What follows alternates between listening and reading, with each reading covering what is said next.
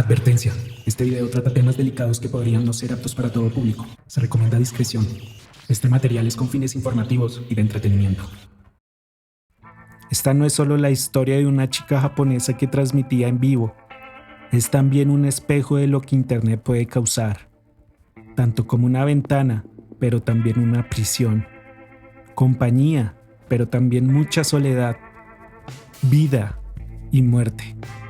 La tragedia de Roro-chan nos obliga a enfrentar una pregunta incómoda.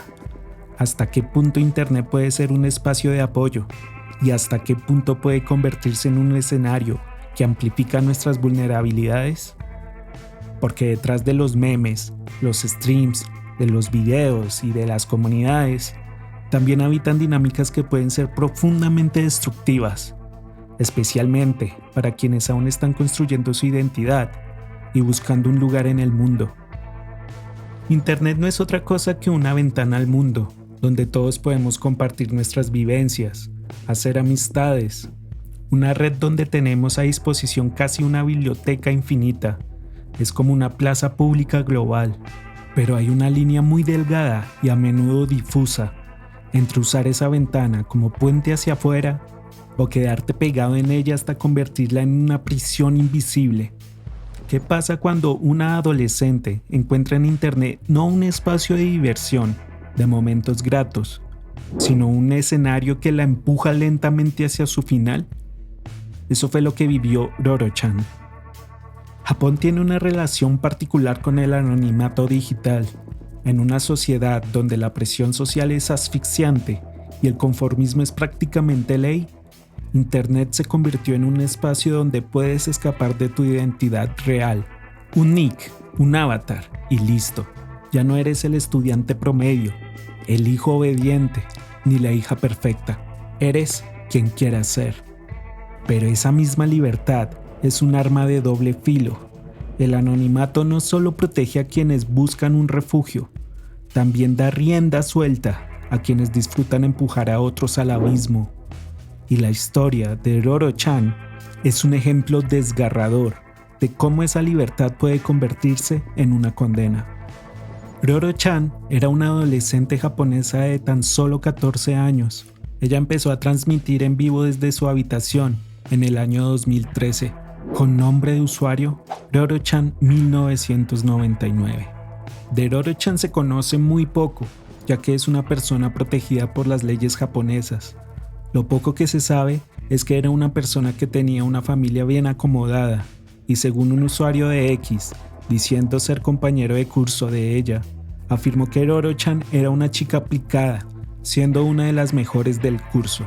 Teniendo esa información podríamos creer que Roro-chan era una chica normal y corriente, y hasta con privilegios, pero nada más alejado de la realidad. A pesar de todo esto, Roro-chan sentía un profundo sentimiento de soledad y hasta fue etiquetada como una chica rara. Roro-chan empezó a hacer sus transmisiones principalmente en Nico Nico Douga. En ellas cantaba, tocaba el piano, hablaba, compartía momentos de su vida. Nunca mostró su rostro, siempre salía en cámara cubriéndoselo o hablando fuera de cámara. なんかののちゃんとロールシュが混ざってますよそれのろちゃんってなんだよ歩こう歩こう時報はいこれ時報って Para muchos parecía un hobby inofensivo, pero poco a poco esa práctica dejó de ser un simple pasatiempo y se transformó en necesidad. Transmitía durante horas, buscando la validación que no encontraba en su entorno. Cada comentario, cada me gusta, cada seguidor se convertía en una dosis de dopamina, pero como toda droga, el efecto era efímero y necesitaba cada vez más, hasta volverse adicta al Internet. En Internet no hay filtros mágicos. La atención viene tanto de quienes te apoyan como de quienes disfrutan verte sufrir, y para una adolescente vulnerable, ambos tipos de atención pueden mezclarse hasta ser indistinguibles. En el caso de Roro-chan, muchos de sus seguidores empezaron a alentar conductas peligrosas, Le pedían que hiciera cosas riesgosas en directo. La atención negativa, los insultos, las demandas absurdas, las presiones, todo eso se transformó en el combustible que la mantenían conectada. Y en lugar de alejarse, ella se enganchaba aún más, porque incluso el odio era mejor que el silencio y soledad. Hubo un momento decisivo cuando Roro-chan cometió lo que algunos llaman, entre comillas, error. Reveló su edad, apenas de 13 años, y además mostró una parte de su cuerpo. Ese instante marcó un antes y un después. La comunidad dejó de verla como una streamer cualquiera, se convirtió en blanco de una atención malsana, morbosa y dañina. Gente que en lugar de verla como una niña inofensiva e inocente, empezó a tratarla como un objeto, y esa avalancha de miradas distorsionadas la empujó aún más al abismo. Para entender el caso, tenemos que mirar más allá de una chica y su computadora. Japón arrastra fenómenos como los hikikomori, jóvenes que se aíslan por completo en sus habitaciones durante años, incapaces de enfrentar la presión social y académica. Existe también lo que algunos llaman el síndrome de Yukiko, asociado a la idealización romántica del suicidio juvenil, un problema de décadas de presión cultural no resuelta. La necesidad patológica de atención en adolescentes vulnerables se multiplica cuando los escenarios digitales funcionan como un espejo deformado que refleja, pero exagera y distorsiona. Hablamos de un país con altas tasas de suicidio adolescente, donde la depresión juega un rol importante. Internet puede ser un refugio o una prisión, una ventana al mundo o un espacio autodestructivo. Para Roro-chan, la transmisión en vivo se convirtió en ambas cosas. Ella soñaba con convertirse en leyenda. Esa frase, repetida, no era solo el deseo de ser recordada, era la manera en que el suicidio empezó a romantizarse en su cabeza.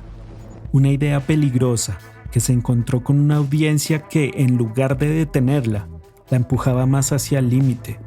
Finalmente, la historia llegó a su desenlace más doloroso. Durante una de sus transmisiones, Roro-chan, desde el piso 13, se lanzó del balcón de su departamento, teniendo apenas 14 años.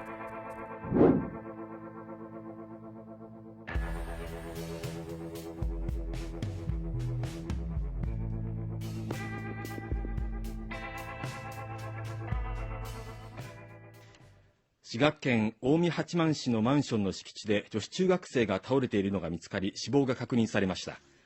警察は飛び降りたとみて調べています。今日午前4時前、近江八幡市にあるマンションの入り口前に女性が倒れているのを新聞配達の人が見つけ、警察に通報しました。警察が調べたところ、倒れていたのはこのマンションに住む中学3年生の14歳の女子生徒で、頭などを強く打っていて、間もなく死亡が確認されました。警察によりますと、マンションの13階と14階の間の非常用階段の踊り場に自宅から持ち出したとみられるゴミ箱が置かれ、警察はこれを踏み台にして高さおよそ1メートル40センチの柵を乗り越えて飛び降りたものとみています。女子生徒は両親などと共に暮らし、今のところ遺書は見つかっていないということで、警察は家族や学校の関係者から話を聞くなどして詳しい状況や動機を調べています。Lo más perturbador no es solo la tragedia en sí, sino la reacción que vino después. Silencio institucional, censura mediática, no dejaban que se hablara del tema, como si al borrar su nombre pudieran borrar el problema del suicidio en Japón. Pero la verdad es que ese vacío fue llenado por la propia comunidad del internet japonés, publicando una canción que mantuvo viva la memoria de una niña que nunca tuvo el apoyo que necesitaba, llamada Ruru-chan no Jisatsu Haishen. La traducción en español es la transmisión del suicidio de Ruru-chan. La letra describe a Ruru-chan no como una persona, sino también como un entretenimiento para las masas. Frases como contenido fresco y la presión por mantener audiencias refleja cómo los creadores de contenido y en un sentido más amplio, las personas en línea, son reducidos a mercancías que deben ser consumidas.